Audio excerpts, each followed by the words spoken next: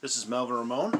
Let's talk about music. It's been a little while since I've done one of these. I'm still working. I am a grocery store employee most of the time, so that job's still going. I also work at a record store, but that is obviously not currently happening.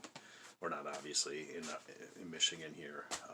We're not able to stay open with the stay-at-home order. So I have had a little extra time, but also still working, so I'm, real busy and just haven't gotten around to doing one of these. Been acquiring a bunch of music though, so I thought I'd share some of that. First up here, we have Destroy All Monsters. It doesn't say it on the box, but I believe the official title is Hot Box 1974 to 94. This is a 3 LP set by the band Destroy All Monsters. Comes with a booklet of artwork,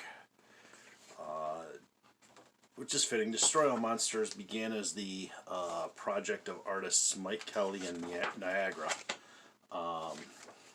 in the 70s. They began as a experimental noise kind of, not what we would call noise now, but tape loops, sound collages, that kind of thing, band. They eventually, Ron Ashton of the Stooges joined the band, and they changed their sound to be more of a something you would expect a guy from the Stooges to be in kind of band. Lots of stuff in this booklet here. I don't know if I want to go through the whole thing. It's 3 LP set, 1 LP of early singles, another LP of the more experimental type stuff, and then a final LP of the hard rock and stuff. I don't know that there's an official album. I'm pretty sure everything that's out there by these guys, and there's a few things, is a compilation or pulled together from various tapes. There were definitely original singles. I think there's a couple live albums out there. Definitely, if you're a Stooges fan, that part of their history is very interesting to know, and if you're interested in experimental type stuff, it's a good glimpse of what was going on with that kind of thing in the 70s. Next up, speaking of Detroit, this is The World That Was by Detroit death doom band Temple of Void. Good, gnarly, heavy death doom, man. That picture in there. This is their 2020 release. It took me a minute to get a hold of a copy. I was a little worried I was going to miss out on it, but I did come across one. I'm pretty excited about it. Some of these guys are friends of friends, but I don't know any of them that I can think of. Great stuff, man. Really, really love this thing. If you're a Death Doom fan, you'll want to go looking for that one. Next up here is Deep Lips. I believe the album is self-titled, and this blam down at the bottom is just an exclamation, not a actual title, but I could be wrong. This is a project of the bands Deep Valley and the Flaming Lips put together. It is, I think you can kind of tell from the cover there, it's a psychedelic type of thing. One of the weirder and more rockin' things the Lips have done in a long time. Deep Valley is a band consisting of, that's kind of a cartoon rendering of them, I think. Kind of a punkish band with two women, and they do most of the vocals. So this, does have female vocals. Good, weird, fun stuff. I'm really happy with this. It's probably the best thing Flaming Lips related I've heard in years and years. I really liked it. Not getting a lot of attention though, so a lot of people might not have heard of it. You might not want to hunt it down. Next up, King Buzzo 6-pack. This is King Buzzo with Trevor Dunn. This is acoustic stuff. It is an EP, 6 songs, and 6-pack. Also, that is 6-pack as in the cover of the Black Flag song. This is a limited edition thing on Amphetamine Reptile. I got the stout color, which is just black. Or no, it was Bach, not stout.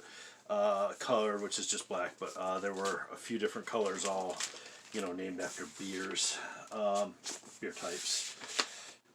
Interesting new project from Buzzo. If you know the solo album, it's not too different from that. It does have stand-up bass playing from Trevor Dunn. This gives it a nice kind of different sound than you're used to, but it's still it definitely sounds like his songwriting, and I happen to be pretty interested in this artwork. I think you're kind of SOL if you're looking for this on vinyl, but there's still a cheapy CD available on the website. Definitely, if you're a Melvins fan, something worth checking out. Next up is Cheater Slicks. This is On Your Knees. I believe this is their first album from 1989. It's a noisy garage punk band from Ohio originally. They did move to New York, I believe. They are, two guitars and drums. The first time I saw them, they were opening for John Spencer Blues Explosion. They're not that far from that, or Pussy Galore, or that kind of thing. It's a good, noisy, and heavy. They've been covered by both Mudhoney and the Dirt Bombs and a few other bands. So underneath the sort of really, gnarly, dirty, raunchy, noisy guitar sound, there's some some really good songs. Sort of early on in their career, they actually had a bass player on this album, which happens to be Merle Allen. But eventually they got rid of the bass player. Early record. I have stuff from that era on compilations of them, so it's the first time I've had that album, but I stumbled across it on Discogs one night, and if you like that kind of thing, they're a good band to look into. I would recommend the album Don't Like You as a place to start from them, if you're interested. Next up here, just a sleeve. This is a promotional album called Borscht by 11th Dream Day. This came out around the time of their album Beat, hence, the title here. This was a live performance and some studio outtakes. 11th Dream Day, I think I've shown one of their records before, are a indie rock band, began maybe in the late 80s, early 90s. Certainly a lot about their sound reminds me of Crazy Horse, Sonic Youth in there. There's alternating male and female vocals. One members have been in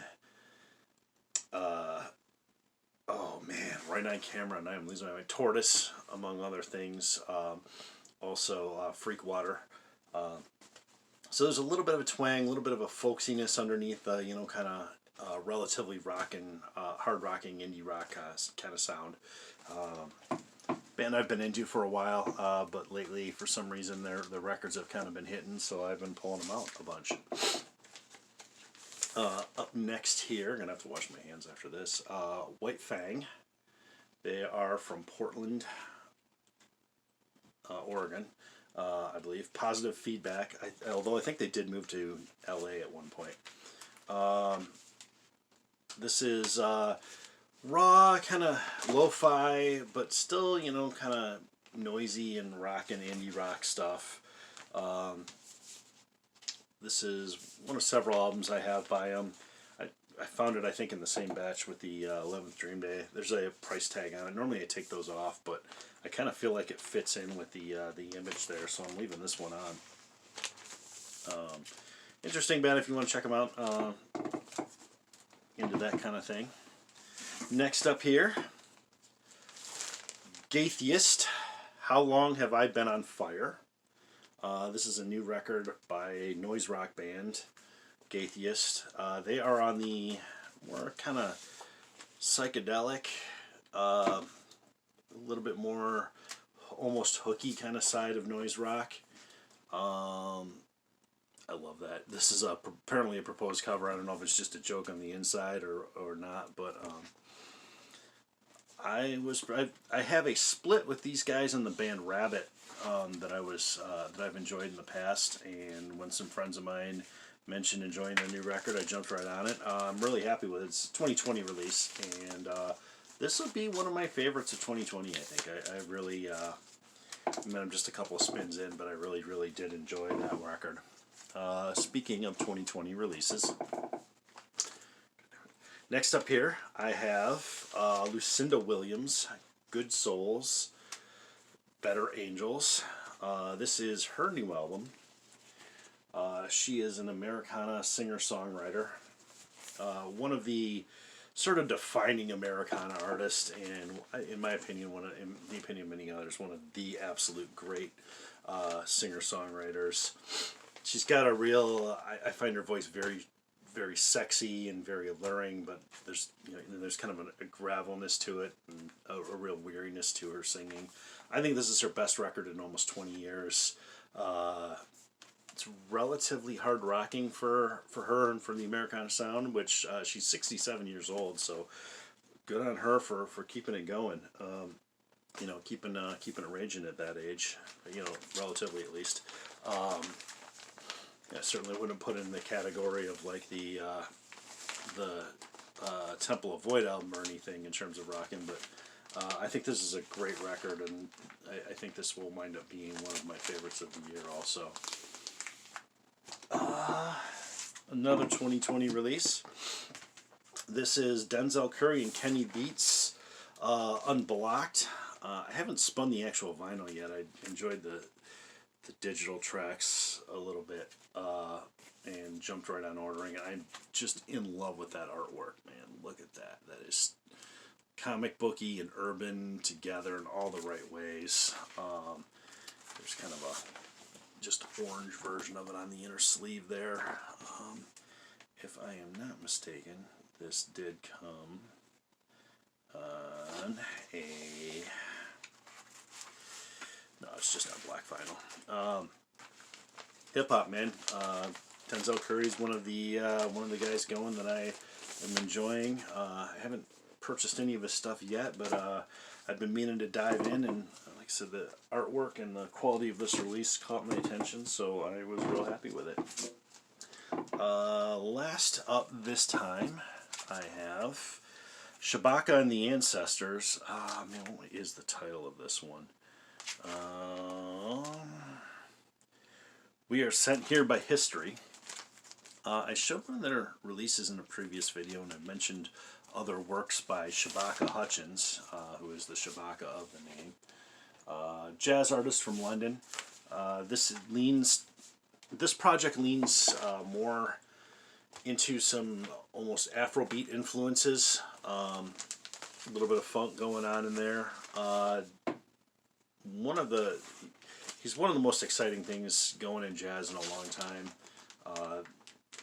He has two other projects that I've spent a lot of time with. The Comet is Coming and Sons of Kemet.